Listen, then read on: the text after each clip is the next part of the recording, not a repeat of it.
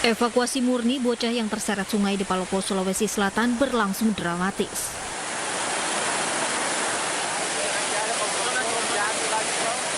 Bermodalkan tali dan pelampung seadanya, petugas Basarnas bersama warga berupaya membawa jenazah Murni ke tepi sungai agar tidak terseret arus.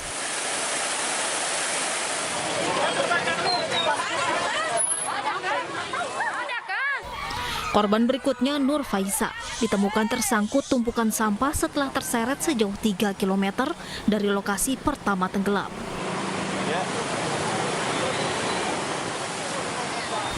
Selain arus yang deras, evakuasi juga terkendala minimnya alat pengaman bagi petugas pencarian. Sebelumnya 4 bocah yang sedang bermain di sungai terseret arus air bah. Kini kedua jenazah telah diserahkan ke pihak keluarga untuk dikebumikan.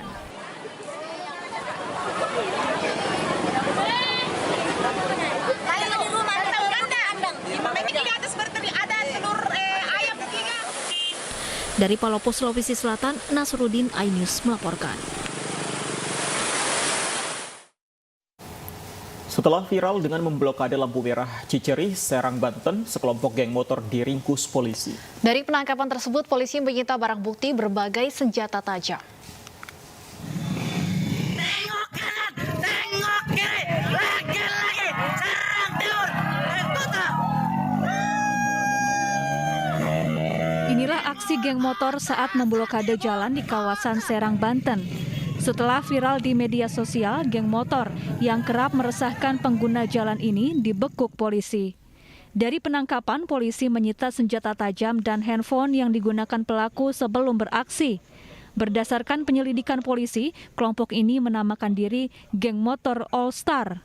Aksi Geng Motor All Star ini sedianya sebagai balasan dan unjuk kekuatan terhadap geng motor lainnya. Guna mengantisipasi aksi susulan dari kelompok lain, kasus ini kini ditangani tim gabungan Polres Serang Kota dan Polda Banten. Dari Serang, Banten, Mahesa Apriandi, iNews melaporkan. Untuk mengetahui perkembangan kasus ini, kami sudah terhubung dengan Dirkrimum Polda Banten, Kombes Pol Martri Soni. Selamat sore, Pak Martri. Selamat sore. Baik, Pak Martri, total berapa anggota geng motor yang diamankan dan bagaimana kronologi penangkapannya? Ya, jadi sampai dengan pagi tadi sudah diamankan sebanyak 19 orang. Yang mana awal pada saat kemarin subuh kita sudah mengamankan 4, kemudian berlanjut lagi 10, tadi pagi terakhir 19 orang. Adapun dari kronologis yang sudah kita tangkap, ya, jadi berdasarkan video viral yang kita sama-sama lihat.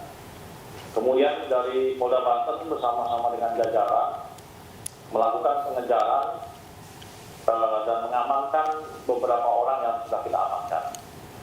Kemudian dari beberapa orang yang kita amankan tersebut sudah kita minta juga beberapa barang bukti berupa 7 senjata tajam, berupa 4 celurit, kemudian 2 menyerupai golok dan 1 lagi menyerupai gergaji besar gitu ya. Kemudian juga kita telah amankan sebanyak 6 unit roda 2 yang digunakan oleh beberapa orang yang sudah kita amankan juga, dan beberapa handphone yang juga kita amankan. Demikian, Mbak. Baik, Pak Martri, tujuan mereka membawa senjata tajam sebenarnya apa? Ada rencana tawuran kah? Jadi berdasarkan keterangan yang telah kami periksa terhadap beberapa saksi ataupun orang-orang yang telah kita amankan tersebut, memang ada rencana aksi balas dendam terkait aksi rencana pembacokan terhadap kelompok dari mereka yang kita amankan, yang mana menurut informasi dan keterangan bahwa akan dilakukan oleh kelompok geng motor saingan dari Serang Timur tersebut, Mas Fadli. Bagaimana dengan saingan yang Anda sebutkan tadi dari geng motor ini, apakah juga akan dilakukan pemeriksaan atau penangkapan? Dari sejauh ini memang kita hanya berdasarkan dari video viral yang kita dapatkan. Karena memang kalau kita lihat dari video viral tersebut, kan kita melihat bagaimana aksi yang dilakukan oleh kelompok geng motor ini yang tentunya membuat resah masyarakat. Namun kaitannya dengan lawan dari geng motor tersebut memang belum ada perbuatan atau aksi serupa yang dilakukan, sehingga kita tidak mengarah sampai ke sana, Mbak Teman. Tapi geng-geng motor ini sudah pernah tawuran sebelumnya kah, Pak Marturi? Sejauh ini belum ada, ya, jadi belum ada laporan terkait dengan adanya tawuran. Namun memang sekitar bulan Maret tahun 2020 lalu telah terjadi tindak pidana pengeroyokan, yang mana pelakunya adalah salah satu yang kita amankan kemarin malam tersebut. Berapa rata-rata usia dari anggota geng motor yang diamankan ini? Yang kita amankan dari 19 orang itu ada yang di bawah umur 17 tahun 3 orang, kemudian 1 orang 15 tahun, yang selebihnya 18, ada 20 tahun, 22 tahun, bervariasi, Pak Stefani. Jadi mereka akan dibina saja kah atau akan diberikan hukuman? Ya tentunya terhadap mereka-mereka ini ada ancaman hukuman sesuai dengan perbuatannya. Jadi tadi malam kita sudah juga melakukan gelar perkara. Kita sudah menetapkan, sudah menaikkan dari penyelidikan ke penyidikan. Termasuk yang di bawah umur, Pak? Gimana, Mas? Termasuk yang di bawah umur juga? Ya, yang di bawah umur kebetulan itu yang senjata tajam yang kita amankan, Mas. Jadi ada 3 orang yang kita kenakan undang-undang darurat pasal 2 nomor 12 tahun 51. Jadi ada 2 orang yang di bawah umur, 1 orang yang sudah dewasa. Demikian, Mas. Baik, terima kasih Kombes Pol Martrisoni di Dirkrimum Polda Banten sudah bergabung bersama kami di Ini Sore. Pemirsa, Polres Mojokerto mengamankan ribuan butir obat aborsi yang dijual secara online. Penjualan obat ilegal ini terungkap setelah sepasang muda-mudi nekat melakukan aborsi karena merasa malu.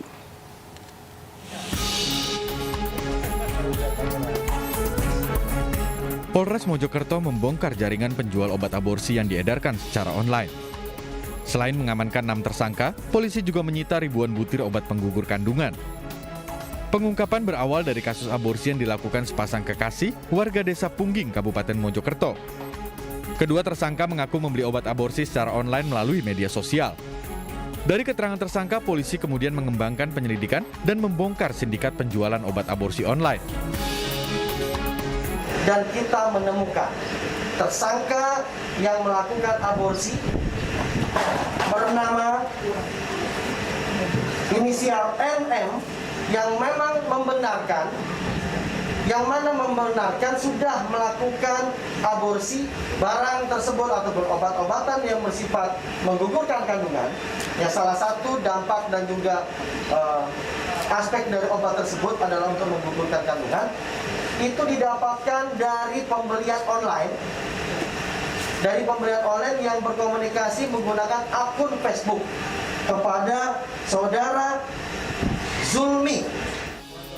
Dalam pemeriksaan terungkap bahwa jaringan ini sudah berulang kali menjual obat-obatan keluar wilayah Jawa Timur, mulai dari Jawa Tengah hingga Sumatera. Para pelaku terancam hukuman maksimal 15 tahun penjara. Dari Kabupaten Mojokerto, Jawa Timur, Solahuddin, iNews melaporkan. Ya, pemirsa, kasus aborsi tak pernah hilang. Hukuman terlalu ringan dianggap penyebab para pelaku tak pikir panjang. Polisi dipaksa menjerat pelaku dengan pasal berlapis agar muncul efek jerah.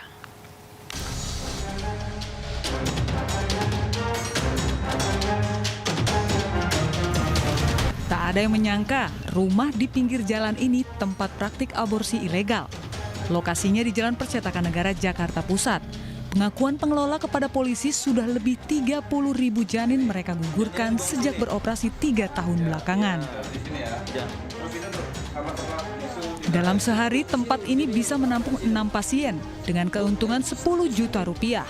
Sejumlah orang jadi tersangka, termasuk satu pria berperan sebagai dokter yang ternyata belum menyelesaikan pendidikan profesi.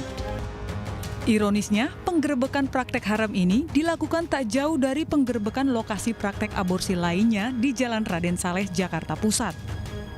Praktek aborsi ilegal di lokasi ini terbongkar dari pengembangan kasus pembunuhan warga negara asing, bos pabrik roti di Bekasi oleh sekretarisnya. Sang sekretaris menggugurkan anak yang ia sebut hasil hubungan gelap dengan bosnya.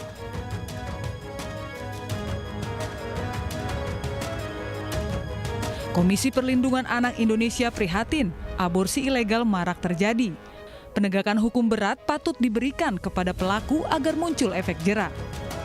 Saya kira penegakan hukum untuk kasus-kasus ilegal aborsi itu menjadi hal yang sangat penting karena aborsi yang dilakukan secara ilegal tentu akan membahayakan bagi korban baik secara fisik maupun psikologis. Pengungkapan polisi di lokasi aborsi ilegal di Paseban, Jakarta Pusat Februari tahun lalu, salah satu tersangka justru pernah dipenjara 3 tahun karena kasus serupa. Polisi saat itu sangat geram dan menjeratnya dengan pasal berlapis. Psikolog forensik Reza Indragiri menganggap penegakan hukum kerap diskriminatif terhadap pelaku pembunuhan terhadap anak sudah lahir dengan anak belum lahir. Berarti kita mengkhianati terhadap prinsip perlindungan anak itu sendiri.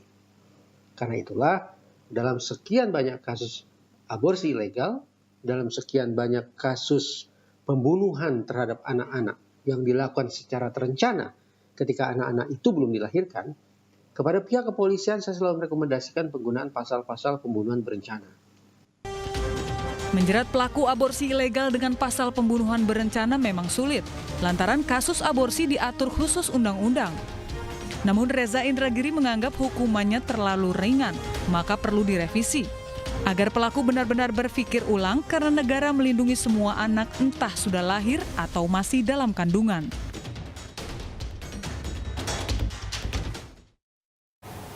Setelah kisah cintanya dengan Felicia Tishu Kandas, Kaisang Pangarep akhirnya buka suara. Kami hadirkan informasinya usai jeda.